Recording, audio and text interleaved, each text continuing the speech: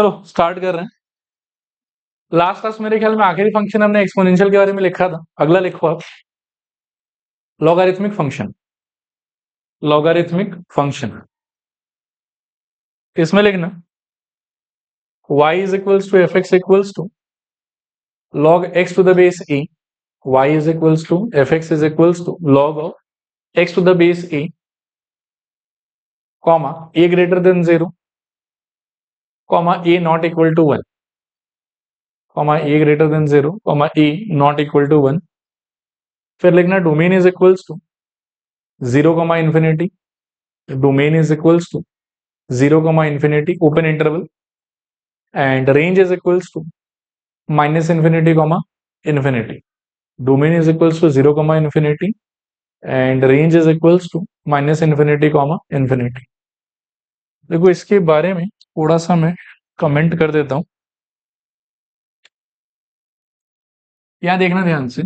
y is equals to F x is equals to, जब भी आप log of x to the base a बनाते हो ना, तो x पॉजिटिव ही होना चाहिए, मतलब आप log का इनपुट कभी भी नेगेटिव नहीं डाल सकते। फिर आपका जो बेस है वो भी पॉजिटिव होना चाहिए, ये भी क्राइटेरिया है, और साथ ही साथ आपके बेस का वैल्यू 1 नहीं हो सकता। ये तीन चीज है जो आपको एज्यूम करके चलना पड़ेगा वाइल क्रिएटिंग लॉगरिथमिक फंक्शन, ठीक है ना। कि इनपुट आपका क्या नहीं हो सकता, नेगेटिव नहीं हो सकता, इनफैक्ट जीरो भी नहीं हो सकता। फिर आपका जो बेस है वो भी पॉजिटिव ही रहना पड़ेगा, साथ ही साथ बेस का वैल्यू 1 भी नहीं हो सकता, ठीक है। इस सिचुएशन में आप लॉगरिथमिक फंक्शन जो है वो डिसाइड कर सकते हो। और सिंस x का वैल्यू ग्रेटर देन 0 होना है, तो ऑटोमेटिकली आपका जो डोमेन है वो क्या हो जाता है यहाँ पे, 0 से इंफिनिटी, और रेंज आपका क्या हो जाएगा, यहाँ पे रेंज हो जाएगा आपका माइनस इंफिनिटी से इंफिनिटी।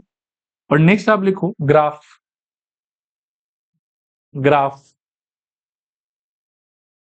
ठीक है, चलो देखो ग्राफ पे बात कर रहे हैं। ग्राफ में क्या है, जैसे एक्सपोनेंशियल का दो ग्राफ था ना, वैसे इसका भी दो ग्राफ होगा।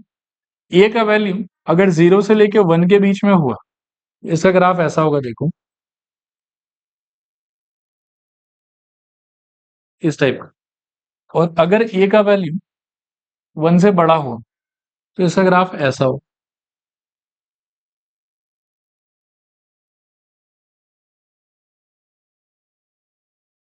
ये कैसे आया, क्यों आया, ये सब हम लोग के लिए ज्यादा इंपॉर्टेंट नहीं है, बस शेप हमको याद रहना चाहिए।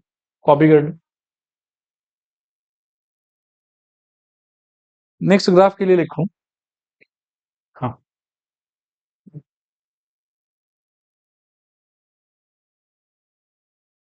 लॉगरिथमिक के बाद में अगला आता है अपना,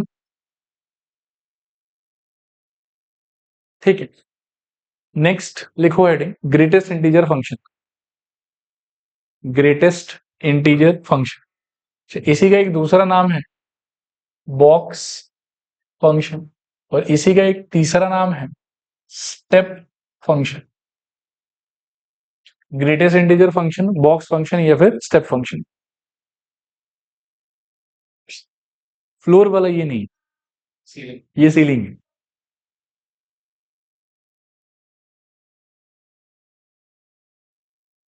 लिखो y is equals to F x is equals to box of x, y is equals to F x equals to box of x is equals to greatest integer less than और equal to x, is equals to greatest integer less than और equal to x, ठीक है। Greatest integer less than और equal to x। नीचे लिखो domain is equals to r, domain is equals to r, and range is equals to z और i, i मतलब integer, ठीक है, z और i। अब यहां बोर्ड पर देखो, इस फंक्शन का जो वर्किंग है ना, वो थोड़ा ध्यान से आप समझ लो, आगे बहुत बार हम फेस करेंगे इसको। हाँ, इंटीजर्स का यूज। देखो बॉक्स एक्स में क्या है कि जब आप कोई भी वैल्यू डालोगे, सपोज करो कि आप 7 डालते, तो सिंस 7 अपने आप में खुद ही इंटीजर है, तो जो इनपुट गया वही आपका आउटपुट हो जाएगा। मान लो कि आप डालते हो 10, तो आपका आंसर 10 हो जाएगा। मान लो कि आप डालते हो -3, तो आपका आंसर -3 हो जाएगा। लेकिन कभी सपोज करो कि आप एक नॉन इंटीजर वैल्यू इसके अंदर में डालते हो, लेट्स से 2.5 डाल दिया आप, ठीक है, तो इस केस में आपको क्या इमेजिन करना है और कैसे आंसर देना वो मैं समझा रहा हूँ, इसको आज के बाद में याद रखें। अब ये सोचना कि you are standing at 2.5 on the number line, उस तरफ माइनस इन्फिनिटी है, इस तरफ क्या है प्लस इन्फिनिटी, और हम कहाँ पे खड़े हैं बताओ 2.5। हमको अपने दिमाग से माइनस इन्फिनिटी की तरफ देखना है, और जो सबसे करीबी इंटीजर हमको दिखाई देगा माइनस इन्फिनिटी की तरफ देखते समय वो हमारा आंसर। इसमें क्या आएगा बताओ, 2 आपका आंसर। सपोज करो कि मैं आपसे पूछूं 7.1 पे क्या आएगा, 7। सपोज करो कि मैं आपसे पूछूं 8.9 पे क्या आएगा, सपोज करो कि मैं आपसे पूछूं पाई पे क्या आएगा, 3.14 अप्रोक्सीमेटली मान के चलते, और ग्रेटेस्ट इंटीजर कितना हो जाएगा 3। ठीक है, अब थोड़ा सा सोच समझ के आंसर करना, यहां तक तो सब लोग सही दे देते हैं। -5.6, -5 के -6, मेजोरिटी लोग -5 ही बोलते हैं, लेकिन आंसर क्या होगा इसका -6। वो लॉजिक याद रखना जो मैंने आपको बोला कि आप खुद को कहाँ इमेजिन करेंगे, -5.6 पे आप माइनस इन्फिनिटी की तरफ देखेंगे, और जो आपको सबसे पहला इंटीजर दिख जाए वो आपका आंसर चलेगा मेरे ख्याल में। और यहां से हम क्या है कि इसके डोमेन और रेंज को भी एक्सप्लेन करने का ट्राई कर सकते हैं। डोमेन क्या है कि आर इसलिए बोला गया क्योंकि पॉजिटिव नेगेटिव आप सब कुछ डाल सकते हो, कोई इश्यू नहीं, ठीक है। और रेंज आपकी इंटीजर इसलिए बोला गया because every time the answer is going to be what, integer. Clear मेरे ख्याल में। अब थोड़ा सा इसके ग्राफ का डेवलपमेंट भी देख लेते हैं। ग्राफ की अगर बात करोगे इसके लिए ऐसा कुछ होगा, देखो ये हो गया वाई एक्सिस, ये हो गया एक्स एक्सिस। एक बार प्रोसेसिंग थोड़ा समझना, हाँ इसका कैसे हो रहा है। अब इसमें क्या है कि 0 से लेके यहाँ पे मान लो कि 1 एग्जिस्ट करता है, तो 1 टच करने से तो प्रॉब्लम हो जाएगा, लेकिन 1 के पहले तक अगर आप कोई भी वैल्यू डालते हो बॉक्स के अंदर, हर बार आपका आंसर क्या रहेगा 0। इसीलिए हर बार क्या होगा कि ग्राफ 0 से पहले तक तो ऐसे पोजीशन पे रहेगा। द मोमेंट यू टच 1 तो ऑब्वियसली फिर बॉक्स ऑफ 1 का वैल्यू कितना हो जाएगा 1। और फिर मान लो कि यहाँ पर 2 है, तो 2 टच करने से पहले तक हर मोमेंट पे वो क्या रहेगा 1 ही रहेगा। आया बात समझ।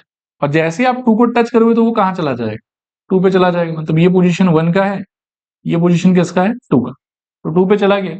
और फिर से 3 टच करने से पहले तक हर एक इनपुट पे आंसर आपका क्या रहने वाला 2 ही रहने वाला है। और इस तरीके से ये चलता जाएगा। तो एक और मैं बना देता हूँ यहाँ पे ऐसा, ये वाला 4 का पॉइंट हो, और पीछे भी अगर आप देखोगे तो ये ऐसा होगा, कंसिडरिंग कि ये वाला पॉइंट -1 है, ये वाला पॉइंट जो -2, इस टाइप का ग्राफ आता है। और ग्राफ के शेप की वजह से ही इसको स्टेप फंक्शन भी बोलते हैं। बॉक्स फंक्शन बोलने का कारण है कि इसका डिजाइन थोड़ा बॉक्स जैसा दिखता है, और ग्रेटेस्ट इंटीजर को इसके डेफिनेशन को सेटिस्फाई करता है इसी। क्लियर मेरे ख्याल में। इस ग्राफ में एक बात याद रखना कि ग्राफ जो है वो सारे के सारे इंटीजर वाले पॉइंट्स पे टूटा हुआ है, ठीक है, सारे के सारे इंटीजर्स वाले पॉइंट पे क्या है ये टूटा हुआ। चलें आगे। यहां से अब आपका टाइप ऑफ फंक्शन जो है वो ऑलमोस्ट हो गया खत्म। नेक्स्ट एक और हेडिंग लिखो आप, equal function. Equal function, equal function में लिखना two functions are said to be, two functions are said to be equal function, two functions are said to be equal functions if they have same domain and range, if they have same domain and range, and they give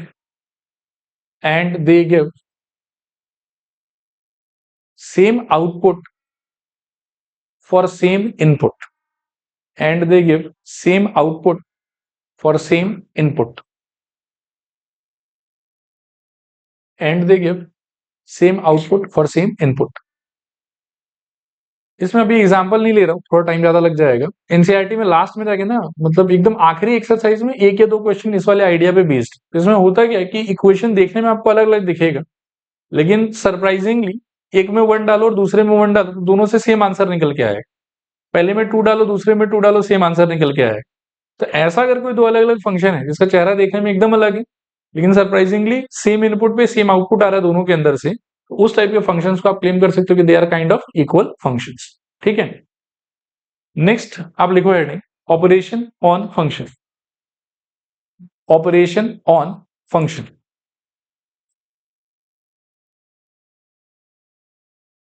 इसमें एक बार लिखो मत, देख लो, ठीक है। एक दूसरा important point है वो लास्ट में आएगा, इसको तो आप ऐसे देख के हैंडल कर सकते।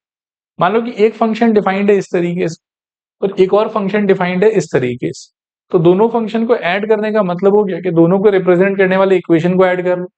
दोनों को सब्ट्रैक्ट करने का मतलब हो गया कि दोनों को रिप्रेजेंट करने वाले इक्वेशन को सब्ट्रैक्ट कर लो। फिर दोनों को मल्टीप्लाई करने का मतलब हो गया कि दोनों को रिप्रेजेंट करने वाले इक्वेशन को आप मल्टीप्लाई कर लो। और दोनों को डिवाइड करने का मतलब हो गया कि दोनों को रिप्रेजेंट करने वाले इक्वेशन को आप डिवाइड कर लो। और ये ऐड सब्ट्रैक्ट मल्टीप्लाई डिवाइड करके चेंज होने के बाद में जो भी इक्वेशन निकल के आता है वो इस वाले स्ट्रक्चर का रिप्रेजेंटेटिव है। क्लियर मेरे ख्याल में यहाँ तक? ये हो गया फंक्शंस का एडिशन, ये हो गया फंक्शंस का सब्ट्रैक्शन, ये हो गया मल्टीप्लिकेशन और ये हो गया डिविजन। अब ये सब चीज तो ठीक है।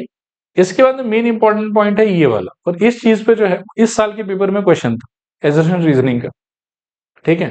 अब ये क्या पॉइंट है देखो, if we have two functions f and g whose domains are d of f and d of g, then if you add two function or you subtract two function or you multiply two function, तो जो ये नया function आपने create किया ना उसका domain न तो डी एफ होगा और न ही डी जी होगा, उसका डोमेन होगा domain of F intersection domain of G. हाँ, हर सिचुएशन, मतलब आप कभी भी अगर दो फंक्शन को यूज करके एक नया फंक्शन क्रिएट करते हो तो नए वाले फंक्शन का डोमेन का आंसर होगा पहले वाले फंक्शन का डोमेन इंटरसेक्शन दूसरे वाले फंक्शन का डोमेन, चाहे आप ऐड करो, चाहे आप सब्ट्रैक्ट करो और चाहे आप मल्टीप्लाई करो। डिवीजन के टाइम पर एक लॉजिक ये भी है देखो कि ऑब्वियसली इसका और इसका इंटरसेक्शन तो होना ही होना चाहिए, साथ ही साथ उन पॉइंट्स को भी हम रिमूव कर देंगे अपने डोमेन में से जहां पर ये डिनोमिनेटर क्या हो रहा होगा, जीरो। तो डिवीजन के टाइम पर एडिशनली इस बात का भी ध्यान रखना होगा। बाकी अगर आप दो अलग अलग फंक्शन को ऐड कर रहे हैं, सब्ट्रैक्ट कर रहे हैं, मल्टीप्लाई कर रहे हैं और क्या कर रहे हैं, डिवाइड कर रहे हैं, तो इन सारे ही टाइम पे जो नया फंक्शन आपका निकल के आएगा उस नए फंक्शन का डोमेन क्या होना चाहिए, पहले वाले फंक्शन का डोमेन इंटरसेक्शन दूसरे वाले फंक्शन का डोमेन। ये तो गिवन है कि होगा ही होगा। बाकी डिवीजन के टाइम पर there is a additional thing जिसका ध्यान रखना है मेरे को, वो क्या है कि डिनोमिनेटर वाला फंक्शन मेरा क्या नहीं होना चाहिए, जीरो नहीं होना चाहिए, क्योंकि अगर ये जीरो हो गया तो ओवरऑल वापस से जो नया फंक्शन मैंने बनाया है वो क्या हो जाएगा, नॉट डिफाइंड, जो कि मेरे को चलेगा नहीं। चलेगा यहां तक सब कुछ? ओके, लिखो। आपने इसको थोड़ा शॉर्ट में मैं बोल देता हूं, आप लिखो उस चीज को, लिखो if we have two functions, if we have two functions f comma g having domains df and dg respectively, having domains df and dg respectively, having domains df and dg respectively,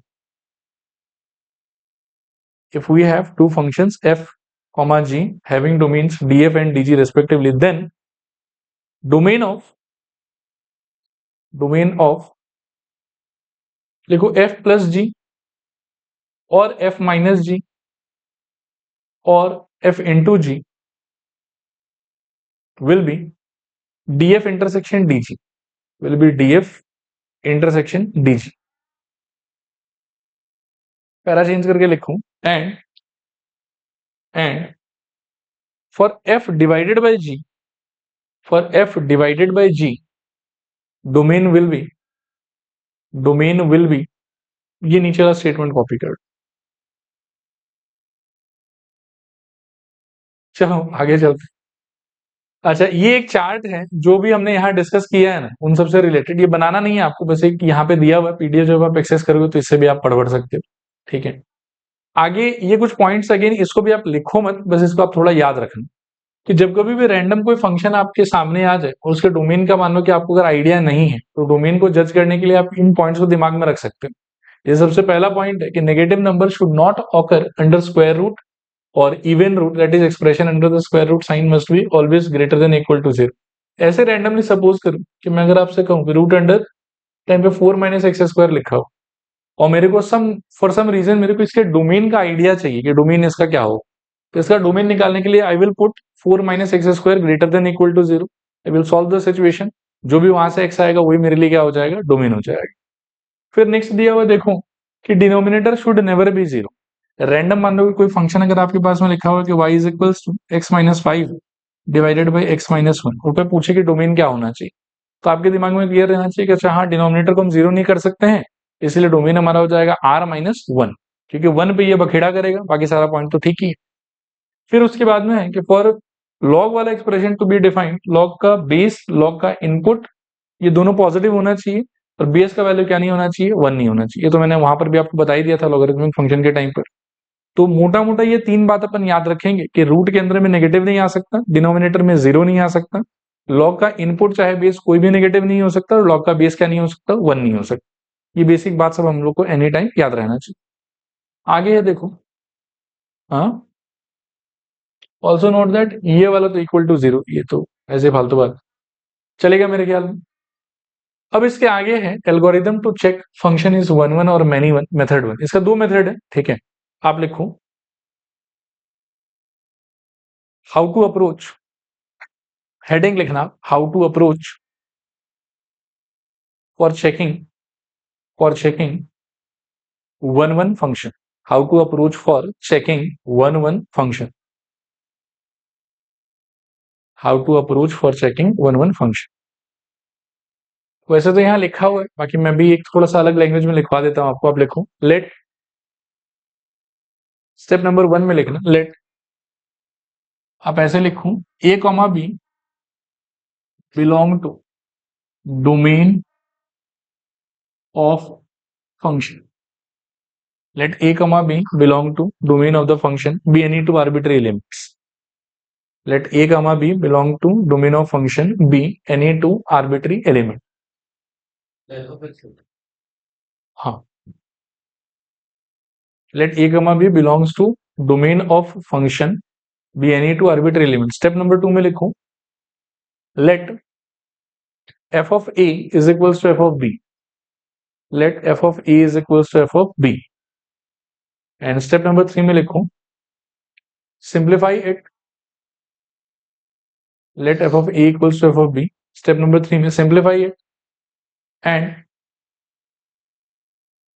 try to get a equals to b, a equals to b। if done then the function is 1 1, if done then the function is 1 1, and if not done then the function is many, if not done then the function is many। ठीक है।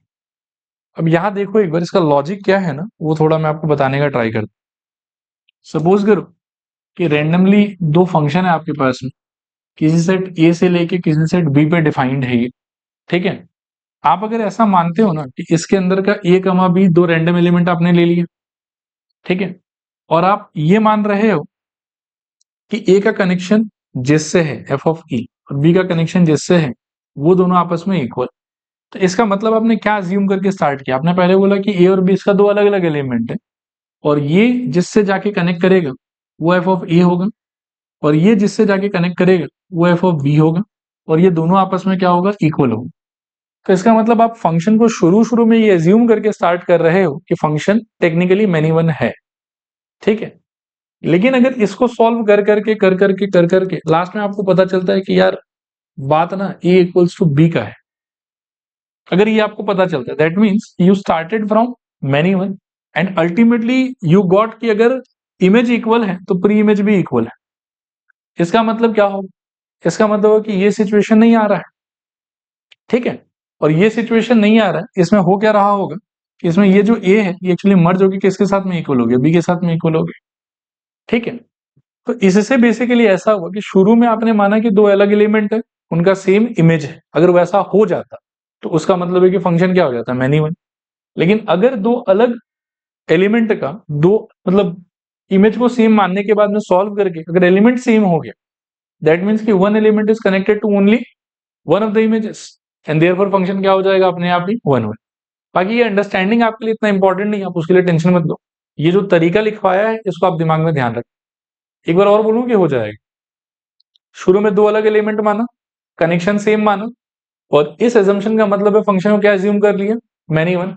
लेकिन अगर solve कर करके अगर मैं ये दिखा दूं कि ए और बी भी आपस में इक्वल है दैट मीन्स कि एक एलिमेंट का एक ही इमेज होगा, ऐसा नहीं है कि दो अलग अलग एलिमेंट का सेम इमेज होगा, तो फिर ये फंक्शन क्या हो जाएगा वहां से 1 चलेगा। एक दूसरा अप्रोच भी लिखो, हालांकि ये दूसरा अप्रोच बहुत रेयरली यूज होता है, ठीक है, लेकिन एक और अप्रोच है, लिख लो मेथड 2। मेथड 2 में लिखो late a comma b belongs to domain of the function, let a comma b belongs to domain of the function, let a comma b belongs to domain of the function, be any two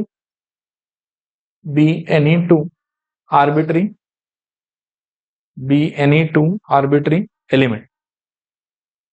Step number 2,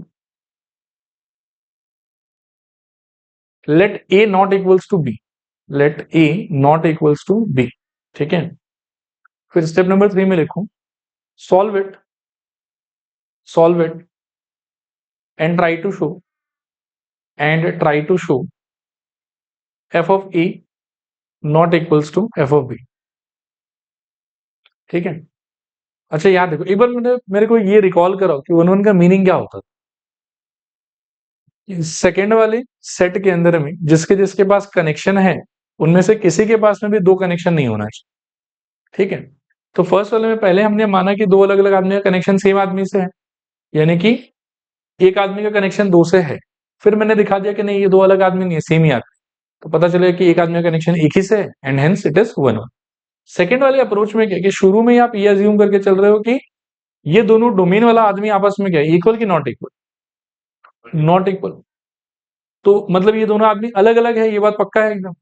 तो आगे चल के मेरे को 1 1 maintain करने के लिए क्या शो करना पड़ेगा कि इसका जिससे कनेक्शन है और इसका जिससे कनेक्शन है वो लोग भी अलग अलग है, क्योंकि यदि वो लोग सेम हो गया तो उस केस में तो फिर एक आदमी का दो से कनेक्शन हो जाएगा, फिर ये मैनी वन हो जाएगा। एक अप्रोच ये वाला भी हम लोग लगा सकते, ठीक है मेरे ख्याल में। अगला लिखो मेथड 3। मेथड 3 ये ग्राफ के लिए है, मतलब ग्राफ को जस्ट देख के हम बता सकते हैं कि मतलब वो 1 1 होगा कि 1 1 नहीं हो। 2 मिनट एक बार मेरी तरफ देखो, फिर मैं इसके बारे में लिखा देता हूँ। अगर मैं ऐसे ही रैंडमली आपसे पूछूं कि कोई भी ग्राफ अगर मैं आपके सामने में बना दूं और आपको पूछूं कि ये फंक्शन का ग्राफ है कि फंक्शन का ग्राफ नहीं है, तो उसके लिए कौन सा टेस्ट एग्जिस्ट करता था? Vertical line test. क्या वर्टिकल लाइन खूब सारा बनाओ, अगर एक भी वर्टिकल लाइन ग्राफ को दो या उससे ज्यादा पॉइंट पे काट रहा है तो वो ग्राफ फिर फंक्शन का नहीं होगा, और अगर सारा का सारा वर्टिकल लाइन केवल एक एक पॉइंट पे ही काट रहा है तब वो फंक्शन का ग्राफ होगा। ये लॉजिक था हम लोग। अभी 1 1 है कि नहीं है कोई फंक्शन, उसके लिए जैसे वहां पे वर्टिकल लाइन टेस्ट होता था, यहां पर होगा हॉरिजॉन्टल लाइन टेस्ट, ठीक है। एक मैं पहले करके दिखा देता हूं फिर लिखवा दूं तो ज्यादा समझ में आएगा। मानो कि ये एक्स एक्सिस वाई एक्सिस, और सपोज करो कि ऐसा कोई ग्राफ। फर्स्ट ऑफ ऑल आप जज करो कि ये फंक्शन का ग्राफ होगा कि नहीं होगा। क्यों होगा? क्योंकि जितना भी आप वर्टिकल लाइन बना लो, सारा वर्टिकल लाइन इसको कितने पॉइंट पे काट रहा हो, एक ही पॉइंट पे काट रहा हो, ठीक है। अब एक बार सोचो कि इसमें अगर आप हॉरिजॉन्टल लाइन बनाते हो, मानो कि ऐसा एक हॉरिजॉन्टल लाइन बनाए, ये ग्राफ को कितने जगह पे काट रहा है? यहाँ पे भी काट रहा है, यहाँ पे भी काट रहा है, यहाँ पे भी काट रहा है और यहाँ पे भी काट रहा है, राइट। इसका इंटरप्रिटेशन क्या होगा सोचो सर। देखना ध्यान से, मानो कि एक लाइन ऐसा हॉरिजॉन्टल बना लिया और अब थोड़ा सा इसका मीनिंग समझने का हम ट्राई करते हैं। आप यहाँ देखो, ये वाला पॉइंट है, सपोज करो कि ऐसे कुछ भी ए, और ये वाई को ना मानो कि 5 पे काट रहा है, मतलब 0,5 पे काट रहा है ऐसे, ठीक है ना। तो इस पॉइंट का क्या होगा हालत बताओ, a,5। ये जहां पे काट रहा है मानो कि ये वाला पॉइंट बी है, तो ये पॉइंट का हालत क्या होगा? ये वाला जहां काट रहा है मानो कि ये वाला पॉइंट सी है, तो ये पॉइंट का क्या हालत होगी? c,5। इसका मानो कि डी है, या इसका नहीं, इसका डी है, इस पॉइंट का क्या हालत होगा बताओ? d,5। तो अगर आपका हॉरिजॉन्टल लाइन मान लो कि ग्राफ को मल्टीपल पॉइंट्स पे काट रहा है, तो यू कैन सी कि अलग अलग इनपुट पे, चार अलग अलग इनपुट पे मेरे को सेम आउटपुट मिल रहा है। तो जब मैं इसको वो गोला बना के रिप्रेजेंट करूंगा, तो ए का कनेक्शन भी 5 से, बी का भी 5 से, सी का भी 5 से, डी का भी 5 से, तो ये कौन से कैटेगरी को फॉल करेगा बताओ? मैंने उनको फॉल करेगा। और यदि मेरा ग्राफ कुछ इस टाइप का होता, देखो मानो कि ऐसा ग्राफ होता, ठीक है, तो उस केस में आप जितना ही हॉरिजॉन्टल लाइन चाहो बना लो, हर एक हॉरिजॉन्टल लाइन ग्राफ को कितने पॉइंट पे काट रहा है सर? एक पॉइंट पे। और एक पॉइंट का फिर इंटरप्रिटेशन क्या हो जाएगा? कि फंक्शन क्या हो गया आपका 1। क्लियर मेरे ख्याल में? लिखो मेथड 3 में लिखो horizontal line test, horizontal line test for graphical situations, horizontal line test for graphical situations, horizontal line test for graphical situation। चलेगा? इसमें कुछ लिखवा नहीं रहा हूं, मेरे ख्याल में याद रहेगा आप लोग को कि अगर एक लाइन बनाया मल्टीपल पॉइंट पे काट देता है तो फिर 1 1 नहीं है, और जितना चाहो लाइन बना लो, कोई भी अगर 2 पॉइंट या उससे ज्यादा पॉइंट पे नहीं काट पाता तो 1 1 फिर है। ठीक है, नेक्स्ट लिखो how to approach for, how to approach for onto functions, how to approach for onto functions. देखो 1 1 के लिए जैसे सेट है ना एकदम कि यही 3 तरीका है, इसमें से कुछ अगर समझ में आता तो लगा लो। ऑन टू के लिए क्या है कि तरीका फिक्स नहीं है, question to question, situation to situation हमारा जो अप्रोच है वो वेरी करेगा। ठीक है ना? तो जो प्रोफाइल्स हम लोग देखेंगे उन प्रोफाइल्स का नाम आप बस लिख के रख लो। ठीक है, लिखो for onto, for onto we will see the following type of questions, for on to we will see the following types of questions. Number 1 normal questions, number 1 normal questions, number 2 missing point questions, number 2 missing point questions, number 3 story writing type questions, number 3 story writing type questions, number 4 broken function, number 4 broken function, and number 5 modulus questions, number 5 modulus questions। अब इनका कौन से category में या कौन से profile में क्या अप्रोच रहेगा वो क्वेश्चन आने तो ही मैं डिस्कस करूँ। ठीक है, फाइनली थ्योरी पूरा खत्म, अब क्वेश्चन स्टार्ट करेंगे। पढ़ो पहला क्वेश्चन। देखो लिखा हुआ है कि इफ, थोड़ा ध्यान से हर एक पार्ट को देखना, if f defined from N to n, ये जो पहला एन है ये क्या रिप्रेजेंट कर रहा है आपका? डोमेन। दूसरा वाला क्या रिप्रेजेंट कर रहा है? Codomain. Is a function defined by, ये डेफिनेशन है आपके फंक्शन का, then show that the function is 1 1 as well and not onto, then show that the function is 1 1 and not onto। ठीक है, लिखूं for 1 1, for 1 1 एक दो क्वेश्चन मैं थोड़ा करके दिखाता हूं, आप ना ध्यान से पहले सुन लो, फिर आप धीरे धीरे पीस अपनी तरफ से बढ़ाते रहिए। 1 1 का ना वो हाउ टू अप्रोच जो लिखाया था उसको पढ़ो तो एक बार। और 1 1 मेथड 1 पढ़ना, क्या दिया हुआ बताओ? Let a comma b belongs to domain b any two arbitrary elements. तो हम ऐसे लिखेंगे कि लेट a कॉमा b, इस क्वेश्चन में आपका डोमेन कौन है? नेचुरल नंबर, तो belongs to n b any two arbitrary element. ठीक है, such that f of e is equals to f of b। ठीक है, और बेटर रहेगा कि जहां पर ये 1 1 लिखा है ना उसके जस्ट थोड़ा ऊपर आप फंक्शन का जो डेफिनेशन है वो भी लिख के मेंशन कर दो पहले। y is equals to fx equals to, we are facing twice x and function is defined from n to n। ये दोनों बात हम हर क्वेश्चन में ऊपर पहले मेंशन कर दिया कर, चलेगा मेरे ख्याल में यार। अब इसके ओपनिंग का रूल क्या दिया हुआ है? 2 टाइम्स ऑफ इनपुट, तो ये हो जाएगा शायद से 2a और ये हो जाएगा शायद से 2b। 2 दोनों में से कट गया, क्या मिलेगा बताओ? a equals to b। और अगर ये मिल गया आप बिना कोई मेहनत मशक्कत के, तो आप ऐसा समझो कि मतलब फंक्शन 1 1 हो गया। Therefore fx is 1 1। लेकिन सपोज करो कि ये ना आता, ये इसके साथ में कोई और भी आदमी आ जाता, कुछ भी अगर एडिशनल कंडीशन होता ना इसके साथ, तब हम बोलते कि फंक्शन इज नॉट 1। मतलब पूरा सॉल्व करके सब हट जाना चाहिए, बस ये बचना चाहिए। अगर बचा है तो 1 1 है, और यदि इसके साथ कुछ और बचा है, ये क्या पता ये खुद ही नहीं बच पाया, तो उस केस में 1 1 नहीं है। क्लियर मेरे ख्याल में। चलो नेक्स्ट अपन बात करेंगे इसके ऑन टू के लिए। अच्छा, इस फंक्शन को पढ़ के आपको ऐसा कुछ लग रहा है कि कुछ भी स्पेशल है इसके बारे में? फंक्शन के रूल को पढ़ के कुछ स्पेशल फील आ रहा है क्या? मेरे को भी नहीं आ रहा। तो इसीलिए इसका जो ऑन टू हम डिस्कस करेंगे ना, वो नॉर्मल क्वेश्चंस की कैटेगरी में फॉल करेगा। ठीक है, और कैसे डिस्कस करना है उसमें मैं थोड़ा बात करूँ। जो भी अपना नॉर्मल क्वेश्चंस वाला कैटेगरी होगा ना, उसमें क्या करना है आप कि पहले आप फंक्शन के रूल को एक बार लिख लो। एक्स और वाई में डेफिनेशन क्या है वो आप लिख लो। पहले तो हेडिंग भी लिख लेंगे हम कि ऑन टू पे बात कर, फिर रूल लिखेंगे एक्स और वाई का connection. Y is equal to क्या दिया हुआ मेरे को, ट्वाइस एक्स। अब इसमें एफ एक्स का कोई काम नहीं। अच्छा, ऑन टू का डेफिनेशन एक बार हमको रिमाइंड कराओ। Every element of the codomain is suppose to have a pre image.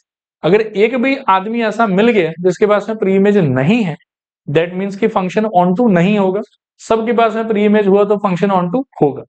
अभी मेरा क्या सजेशन है, देखो कि आप अपने ये कोडोमेन वाले सेट को ध्यान से पहले समझो कि ये क्या है। बोलो क्या है? ये नेचुरल नंबर है। इस सिचुएशन में कोडोमेन है और यहाँ पर वो क्या है, नेचुरल नंबर।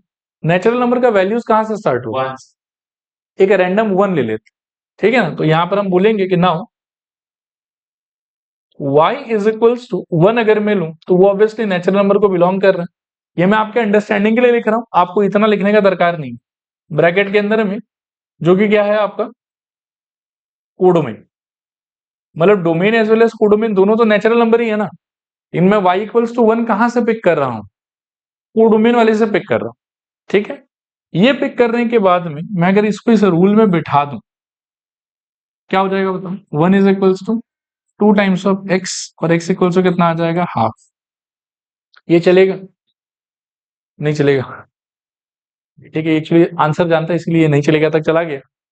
अपन थोड़ा सा फ्लो में बात करते हैं आराम से कि y इक्वल्स टू 1 मैंने पिक किया कहां से, कोडोमेन से। जो ये रूल है उसके हिसाब से कोडोमेन का 1 wants to get connected with whom, किसके साथ में जाके वो अपना कनेक्शन बनाना चाहता है, हाफ के साथ में। लेकिन ये हाफ एक्चुअली आपके डोमेन जो कि नेचुरल नंबर है उसमें अवेलेबल होगा कि अवेलेबल नहीं होगा? नहीं होगा। इस बेचारे का सपना था कि रिश्ता बनाना है किससे, हाफ से, लेकिन हाफ तो है ही नहीं हाफ। तो इसके पास में कोई कनेक्शन, कोई रिश्ता हो पाएगा कि नहीं हो पाएगा? नहीं हो पाएगा। इससे आपको क्या समझ में आ रहा है कि ये बेचारा कोडोमेन में खाली बैठा हुआ, मतलब इसका सपना था कि रिश्ता बनाना किससे है, इसको हाफ से, और हाफ मेरे पास में डोमेन में है ही नहीं। तो टेक्निकली इसके पास में कोई कनेक्शन, y इक्वल्स टू 1 के पास में कोई प्री इमेज, कोई कनेक्शन होगा कि नहीं होगा? नहीं होगा। और अगर एक भी बंदा ऐसा मिल गया जिसके पास में कनेक्शन या प्री इमेज नहीं है, तो फंक्शन ऑटोमेटिकली आपका क्या हो जाएगा, इनटू। तो नॉर्मल क्वेश्चंस में ये अप्रोच रहेगा हमारा। चलेगा मेरे ख्याल में? बढ़े आगे, लिखो ऑन टू के लिए लिखो y is equals to F x वाला या नहीं मेंशन करने से भी चलेगा, y equals to 2x। Now y equals to 1 belongs to n, bracket में लिख देना कि वो कोडोमेन है। Therefore 1 is equals to 2x and x equals to half. इसके आगे आप लिखो कि this does not belong to n, और ये कौन से n का बात चल रहा है यहाँ पे? ये डोमेन का बात चल रहा है कि डोमेन में ये बंदा गायब है। बाइजेक्शन तो 1 1 और 2 दोनों सेटिस्फाई करेगा तब बाइजेक्शन। इसके आगे लिखो therefore y equals to 1, y equals to 1 will not have any pre-image. Y equals to 1 will not have any pre-image. Hence क्या बोलोगे, into की onto? Into. Hence y equals to fx equals to 2x will be into. ये fx is into भी चलेगा। चले आगे चले, अगला क्वेश्चन देखो।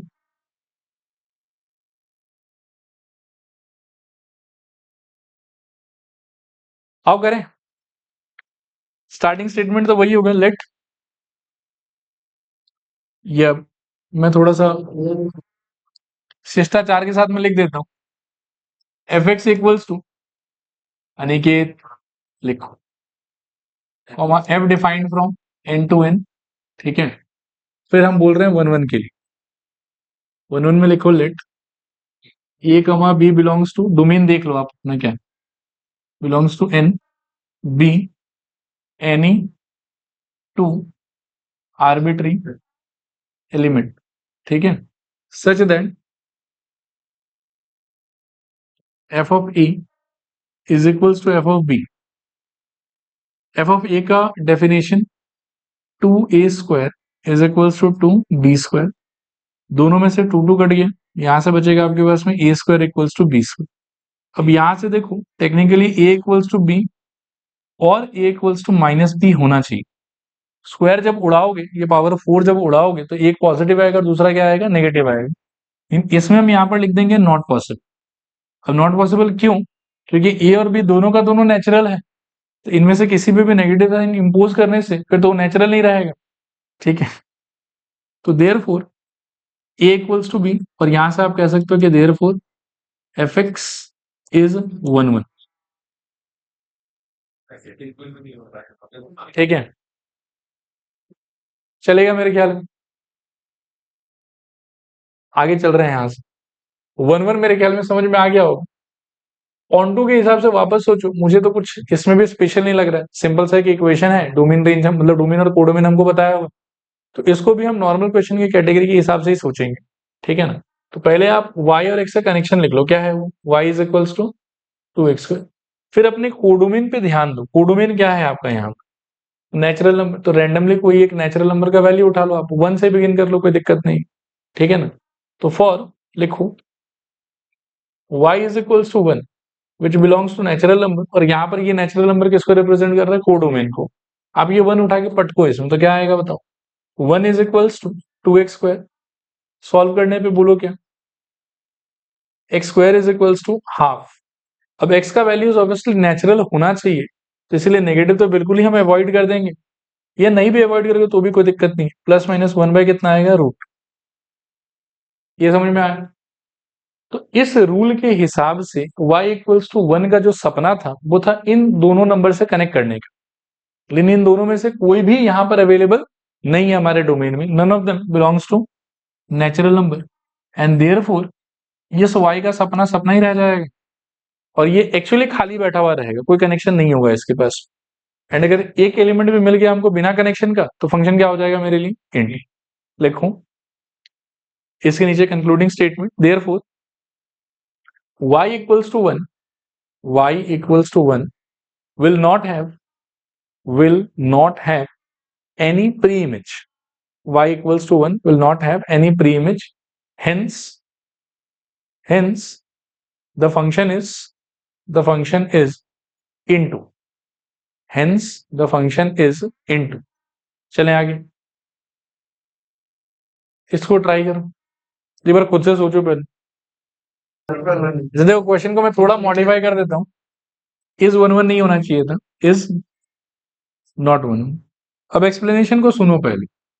तो y is equals to F x equals to, rule तो आपको दिया हुआ है 2x² का, और कहां से कहां डिफाइंड है फंक्शन, z से z डिफाइंड, क्लियर मेरे ख्याल में।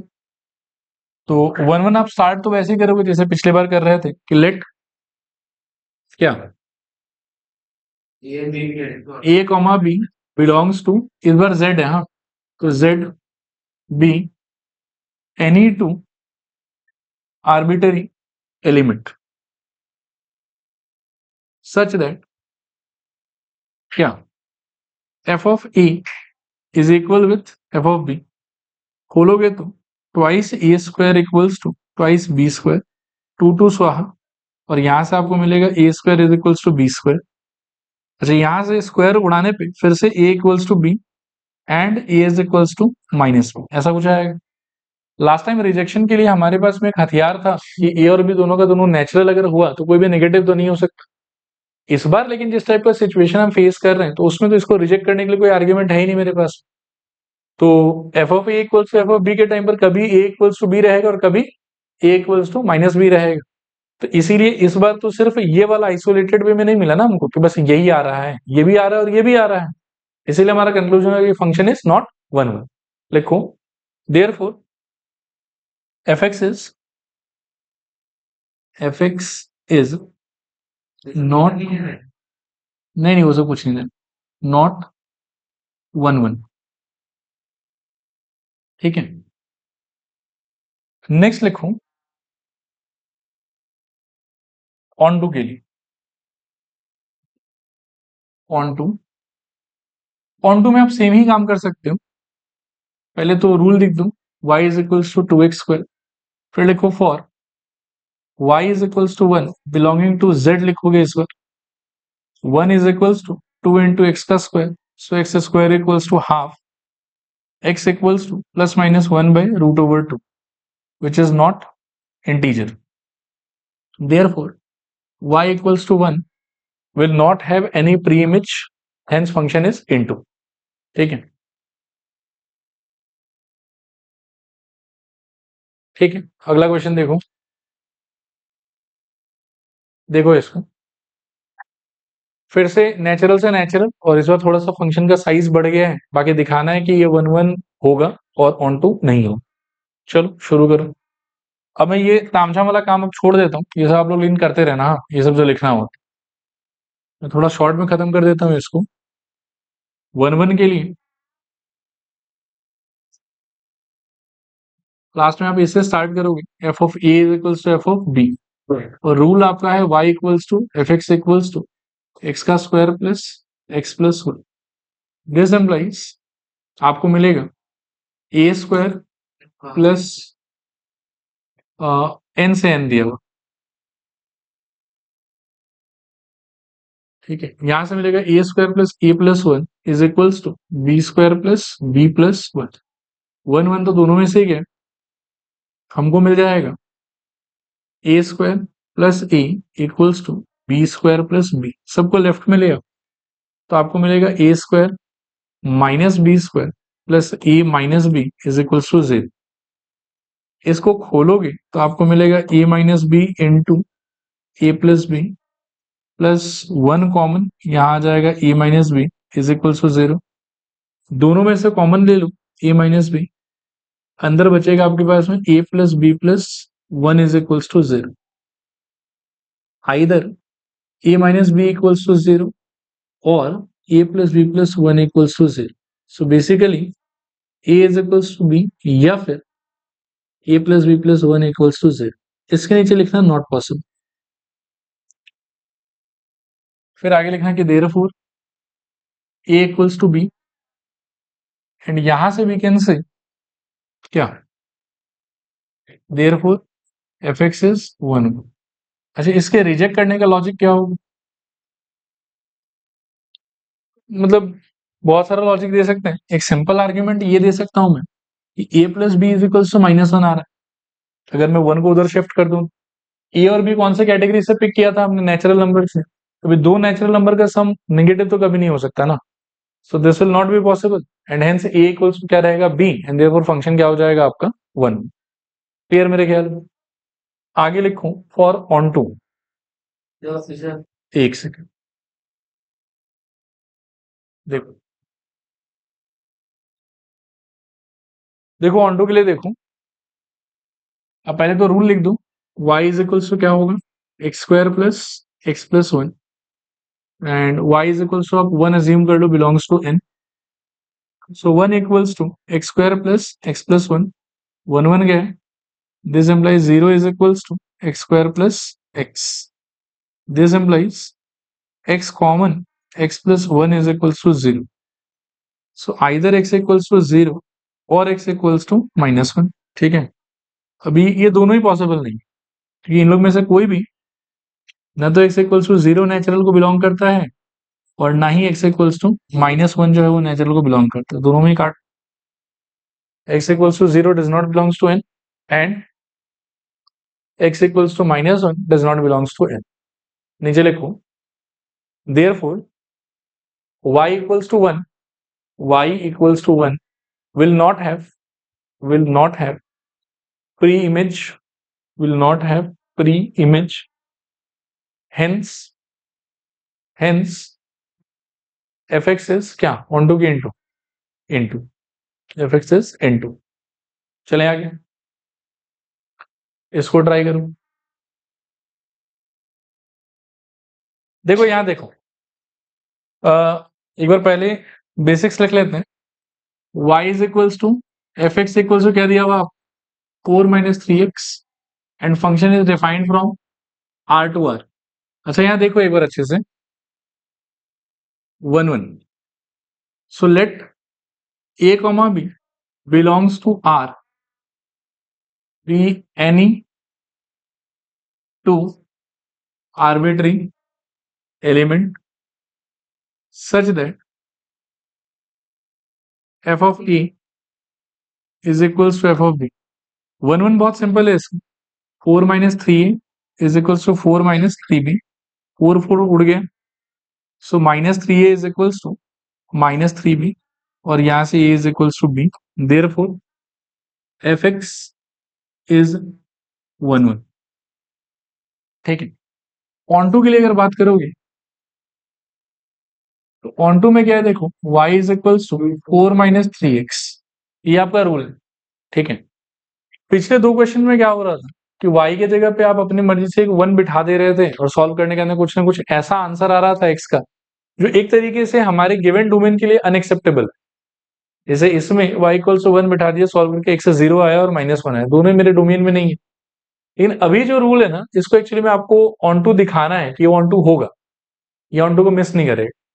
तो इसमें क्या है कि आप अगर कोई ऐसे नंबर वंबर रख के ट्राई करोगे ना, मानो कि आप 1 रख के ट्राई करो यहाँ पर, तो यहाँ 1 डालने से क्या आ जाएगा, सोचो 3x इधर आ जाएगा, 1 उधर चला जाएगा, तो आपके पास में 4 माइनस 1 कितना बन गया, 3, तो सॉल्व करके कितना आ जाएगा फिर से आपके पास में 1।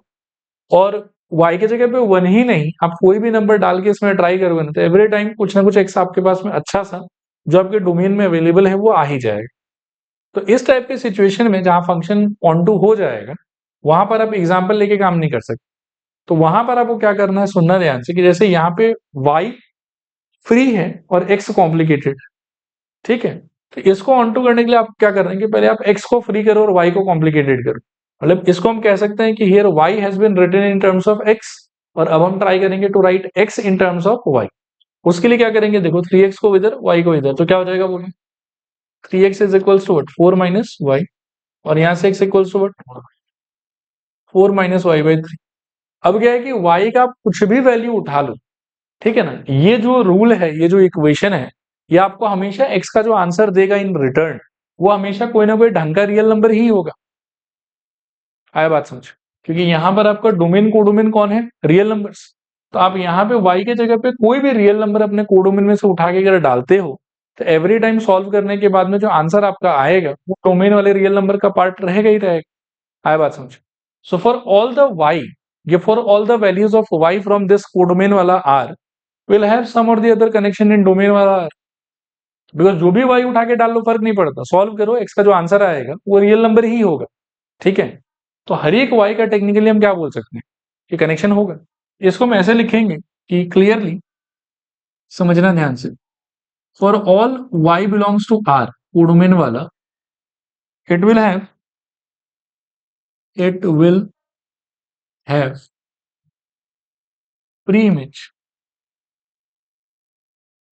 ठीक है, और यहां पे एक लाइन हम दे सकते हैं कि this belongs to r for all y belongs to r, ऐसा लिख सकते हैं। देखो यहाँ मतलब इसका जो आंसर आएगा ना, कोई भी रियल नंबर वाला y अगर उठा के इसमें डालते हो, तो इस स्ट्रक्चर का आंसर फिर से क्या रहेगा, रियल नंबर ही रहेगा। तो एक तो यहाँ पर भी लिख दो कि x equals to this belongs to r for all y belongs to r, और इंटरप्रिटेशन नीचे लिखेंगे clearly, for all elements of codomain it is going to have what, pre image. And अगर एवरी एलिमेंट के पास में pre image आ जाए तो फिर वो क्या हो जाएगा, ऑन टू। लिखो आप इसमें कोई वैल्यू इमेजिन करो, एक बार मेरे को एक ऐसा वैल्यू बताओ जिसको डालने के बाद में सॉल्व करके x का आंसर रियल नंबर नहीं आया, ऐसा एक भी नहीं है ना। तो मतलब क्या है कि कोई भी y जब आप डालोगे, मानो कि 1 डाले आप, तो 1 डालने के बाद x का आंसर 1 आया, तो 1 का कनेक्शन 1, और वो कनेक्शन अवेलेबल है आपके डोमेन में। इसमें मान लो कि आप y की जगह 2 डालो, तो x की जगह पर क्या निकलेगा, 2/3, फिर से वो 2/3 भी डोमेन में अवेलेबल है। तो जो भी आप y डालोगे ना, इसमें सबका निकलने वाला जो कनेक्शन है वो अवेलेबल है यहाँ पे, तो हर एक y के पास में कनेक्शन होगा। ये चीज हमको शो करना था। वो वाला अप्रोच लेकिन उतना बेटर नहीं है, लिखने के हिसाब से ये ठीक। ठीक है, नीचे लिखो therefore fx is onto, therefore fx is onto. ठीक है, एक क्वेश्चन और देख लो आज के लिए, फिर स्टॉप करेंगे। देखो इसको, अच्छा देखो एक बार, 1 1 के लिए वही स्टोरी रहेगा, y इज इक्वल्स टू, इस बार बोला हुआ है 4x³ + 1 and function is defined from r to r ही है 1 1। इसमें वही इक्वेशन लिखना, मतलब स्टेटमेंट लिख देना, फिर आप बोलना कि f of a is equals to f of b, और यहां से आपको मिलेगा 4a³ + 1 is equals to 4b³ + 1, 1 1 गया दोनों साइड से, 4a³ is equals to 4b³, 4 4 गया दोनों साइड से, a³ is equals to b³। अच्छा, अगर पावर 4, पावर 2, पावर 6 कोई भी इवन पावर अगर आप उड़ाते हो ना दोनों साइड से, तो प्लस माइनस लगाना जरूरी है, लेकिन ऑड पावर्स पे वो जरूरी नहीं है।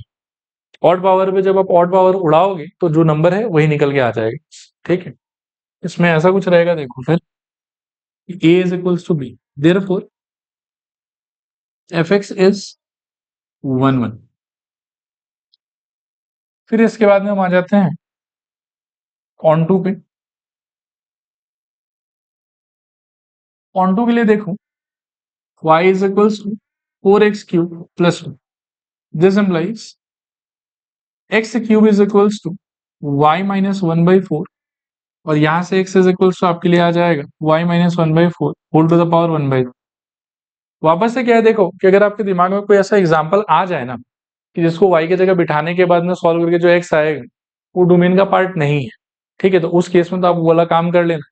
बट जनरली यहाँ पर भी आप कोई भी y सॉल्व करो, x जो है वो एक्सेप्टेबल x ही आएगा आपके पास, ठीक है। तो ये आ गया। इसके बाद में बस ये लिखूं, डोमेन आपका R है, इस बात को ध्यान रखते हुए belongs to R for all y belongs to R। नीचे लिख देंगे therefore for all y belongs to R it will have pre-image, ठीक है, and therefore fx is on to, ठीक है। चलो आज के लिए इतना ही।